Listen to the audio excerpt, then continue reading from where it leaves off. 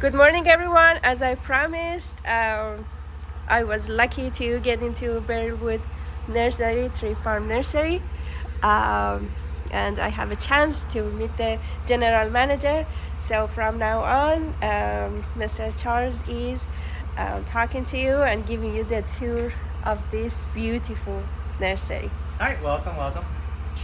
You can hop on in. I'm Charles. I'm the general manager at Berylwood Tree Farm. We're in Somas, California, just outside Thousand Oaks, in between Thousand Oaks and Ventura, Santa Barbara. Awesome. Northern LA County, southern Ventura County. Fantastic. Yeah. Thank you so much for this opportunity. Absolutely. My students really appreciate that.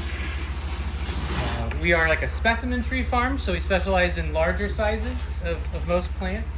Here's like a good example of one of our vines. This is a 24-inch box, wisteria. This is a Chinese wisteria, Wisteria sinensis Cook's Purple.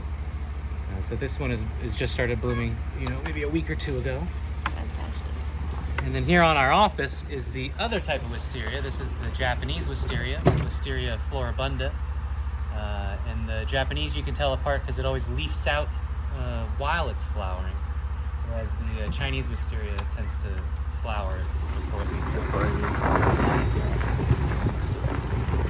Specimen tree farm generally just means large size trees, so large boxes, or it could be a unique shape.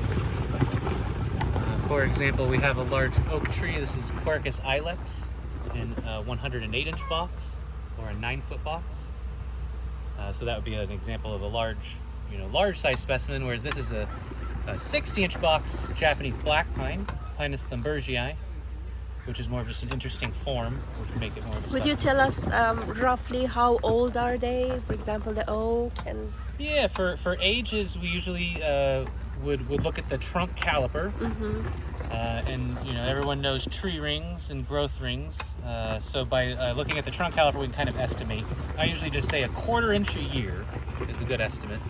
So this crepe myrtle here, is a 4.5-inch trunk caliper. So at a 1/4 inch a year, he's 16 and change.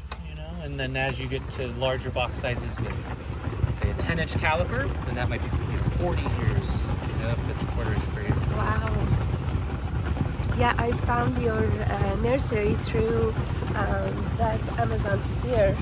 And Yes. I was so fascinated with growing such a large ruby, and I was like, oh my gosh, this is something that my students So would you've like seen to that video. see. So ruby was originally dug from this line of trees. This is the one on the right is one that we just, a Ficus rubiginosa that we just pruned. We basically defoliate it every few years to maintain it as a shippable size. But ruby was the sister to this tree, probably planted just a few feet, away from us here.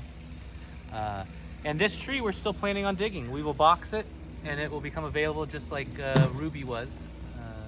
And if you look at the form of this one compared to the form of the tree that ruby was, it's very similar. But Yes, similar age as definitely. well. So this is where they are in the ground, and then we, dig them and box them Oh my gosh, that's as needed. fascinating. We'll come in through here. And then we like to grow rare type plants that may not be available at other nurseries. That's also another part of like our specimen inventory. So behind us there was a good example, we'll go back, of like twisted willow. It's willow, it's Salix Matsudana tortuosa. Right. That's one I've been propagating a lot of. Another good example would be these Indian hawthorn. This is Raphiolepis Majestic Beauty as a patio tree. Typically you'd find these sold as like little 5 gallons or 15 gallons that you put in a pot on your patio. But we'll just grow them for which decades. zones it works? So which zones, like as far as cold? Most of these I would need to look up to give you the exact answer. Yeah, But absolutely. Raphiolepis, I believe, are frost hardy. I think they're used frost hardy. There's some trees you guys might be familiar with. This is a Quercus macrocarpa, the one on the end, the bur oak. This is a native to the Midwest. This would be like an 84-inch box or a 7-foot box. This Melaleuca linearifolia, and Juniperus chinensis tortuosa, the twisted Hollywood juniper. And then horticulturally, these large specimen trees essentially just become gigantic bonsais. Right. They, once they get to a certain size, we no longer upsize the box. So for example, this podocarpus, is in a 96-inch box, and we likely will just leave it as a 96. So every few years, as the box breaks down, that's when we would repot it. And just like you would do with a small bonsai, after a few years, you'd take it out of the container and trim its roots and put it back in the same container. Or you take it out, trim its roots, and put it into a larger container if you wanted it to allow it to grow. These, they can just kind of live in the box indefinitely, and then we can remove the box, prune the roots, and reinstall the box and add new soil, and kind of keep them going. And it dwarfs them, essentially. Right. And then it makes them always available for sale. As they're containerized, someone could buy it and I can ship it out this week. Whereas the trees that we have in the ground require more lead time. We can dig them over a period of 3 to 6 to 9 months, and then harvest them out of the ground. I can show you some way we're doing that too. So who are your main customers? Our main customers would be, residential customers, right, in certain areas of LA. Mostly Montecito, Santa Barbara, and then like the west side, just where those big fires were in the Palisades. Yes. A lot of our customers lost their homes there. Yeah, or Beverly Hills. Absolutely, yes. And then institutions. We'll have we sell to schools and to shopping complexes or office buildings or Universal Studios, Disneyland, places like that. Right. Cities, probably. Cities, yeah. Urban areas. And we, grow a little bit of everything. For a nursery, it's hard to grow everything, but you kind of have to pick your plant palette. But yes, we focus mostly on, common large landscape trees. So these would be Quercus suber, the cork oak, native to the Mediterranean. And this is actually where, cork for bottles would come. As the tree grows, to 2 feet or bigger, then they can harvest the cork every 10 years. And when they peel it off, it reveals an orangish trunk of the underneath the corky layer, and then it grows back over 10 years. Fascinating. Yes. We do like a lot of Chinese elm, Tipuana tipu, jacarandas. Here's a good example of a ginkgo biloba, and ginkgo biloba are male and female. So we'll come out and sex the trees in the spring to identify, because sometimes, you'd have to tell me if I'm right. We've seen these change sexes where we've bought male trees that were clones. They're all supposed to be named clones. And then as they've been here for a number of years, one will just start fruiting like a female. But here's a good example of what a male would look like. The male flowers look like these little raccoon tails. So when I see these male flowers, then I can come and I put an M on the box to mark this as a male, that I know it was a male for the year. And then the males don't fruit. So they'll really only make pollen, and then they're fruitless for the rest of the year. Whereas the females, we can go see if I find a female. They produce a fruit that has an off-putting odor. So if it's near the house or near walkways, people don't want a female tree. The male is the fruitless. And then that's where they get all their names. Autumn Gold, Saratoga, that's another one, Princeton Century. Those are all male clones that don't produce fruit. Are you doing any grafting techniques on them? We're not propagating those. Here I've been propagating ficus. I propagate ficus, and then I propagate lots of the willows. Back in 2020 during COVID, I ran a whole field test during the summer of air layering. Air layering, or murcotting, is the process of removing the bark on a branch and then wrapping it in a rooting medium like sphagnum moss. Right. I'll show you a tree that I'm doing it to. And then it produces a larger size cutting. If you're doing cuttings, you only do branch tips, and you might only get a little 2-inch section. Right. Whereas with burr cotting, I can get a big, almost 2-3-year-old tree. This is an example of our specimen vines. So the ones on the right are Podrania rica soliana on an 18-foot trellis. And then the ones going to the left are Jasmine tortuosum that were just planted. So they're just starting to fill up the trellis, and they should be full by the end of the summer. And then that one guy there that doesn't have leaf is a wisteria on our 18-foot trellis. Beautiful. These you can, people will buy them and then take them off the trellis and then train them onto, an existing pergola, or they could go all the way up to a second story of a house and be spread out. Many of these vines, these Podrania, we sent to Longwood Gardens I believe they're in New Jersey. That's why we started growing this species specifically. Longwood Gardens and another horticultural broker in California contacted us to grow this specifically for them. So this was like a contract grow. Right. The Podrania. Right. And then as we grew them, then they shipped them back in a container, a shipping container back to New Jersey. This is like another sister of Ruby. This is another big Ficus rubiginosa florida here. That should be going out soon to a private residence in Beverly Hills. Oh, wow. This Good is another, for them. Lucky them. Exactly. And then the branches, we had the architect come out and mark those branches to be pruned off. Right. And they'll be using it in a motor court. We no longer grow sequoia here.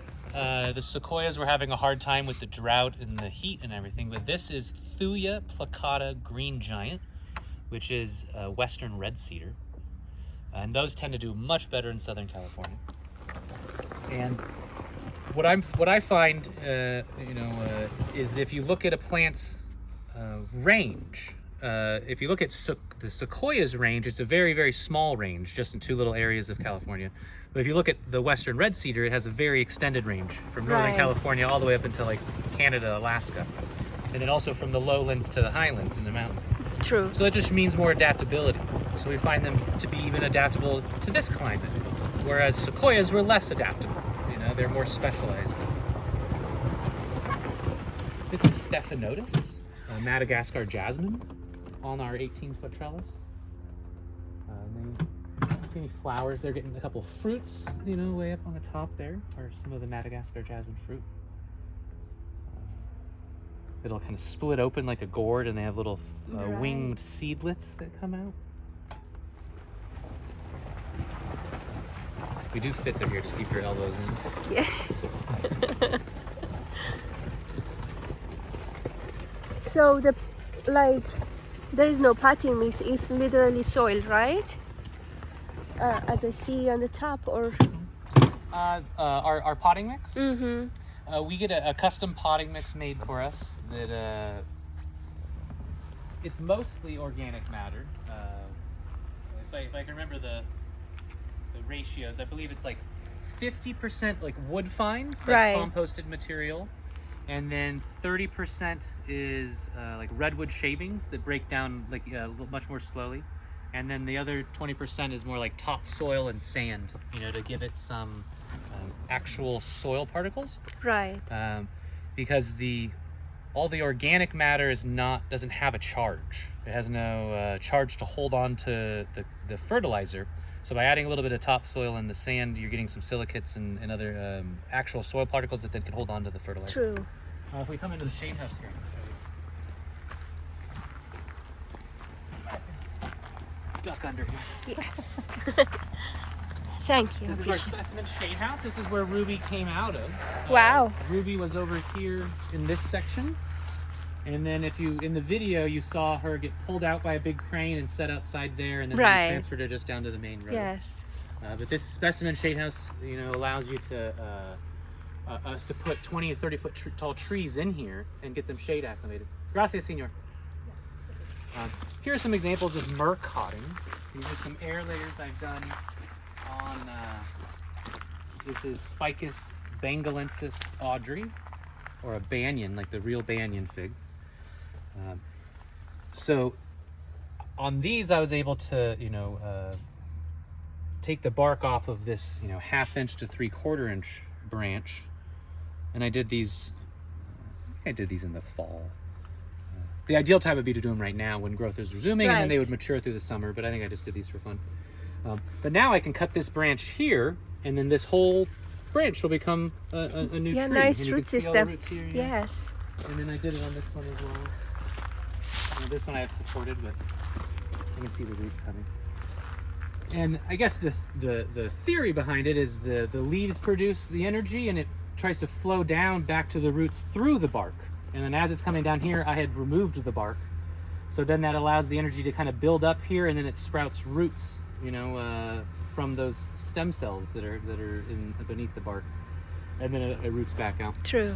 So the water from the roots can come up through the interior of the branch and feed the leaves, and then as the leaves produce energy, it flows back down through the bark and then stops where I girdled it, and that's where the roots come up. Yes.